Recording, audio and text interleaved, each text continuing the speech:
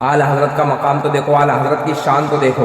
एक बार ठंड के मौसम में आला पहले कच्ची कच्ची दीवारें हुआ करती थी, तो आला हजरत की एक कोने की दीवार गिर जाती है, पर जिस तरफ की दीवार गिरती है उस तरफ एक मुखालिफ रहता था, उस तरफ आला हजरत से नफरत करने वाला रहता था, उस तरफ आला हजरत से जलने वाला रहा करता था। तो उधर से खतरा था, उधर से वो बहुत बदतमीज, बहुत बदकार था, वो बहुत बदतमीज था। तो आला हजरत को उससे खतरा था। तो आला हजरत ने कहा, आला हजरत के मुरीदों ने कहा, शागिर्दों ने कहा कि कुछ बच्चों को यहाँ पर पहरा देने के लिए खड़ा कर दिया जाता है।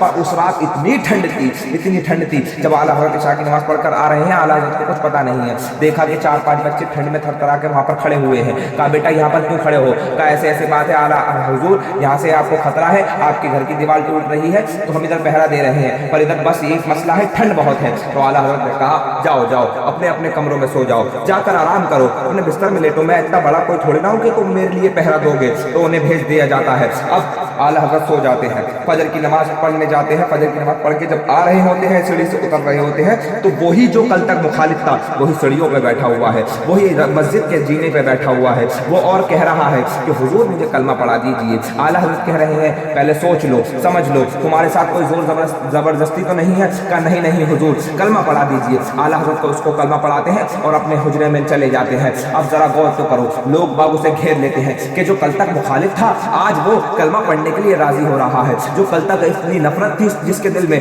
आज उसके दिल में ईमान की लौ जग चुकी है। जिसके दिल में कल तक आला हजरत के लिए नफरत थी, आज वही सुबह तक एक रात में ऐसा क्या हो गया कि वो एक रात में उसका दिल की कैफियत बदल गई है। उसे लोग बाग घेर के पूछने लगते हैं, बताओ क्या बात है? तो कहने लगा कि मैं आया तो था रात में कत्ल करने के लिए, तलवार लेकर के निकला था अपने घर से, जहां देखा मैंने कि दीवार टूटी हुई है, वहां 2 शेर खड़े हुए थे और पहरा दे रहे थे। मैं सोचा कि ऐसी जंगल से आ गए होंगे, थोड़ी देर बाद आऊंगा।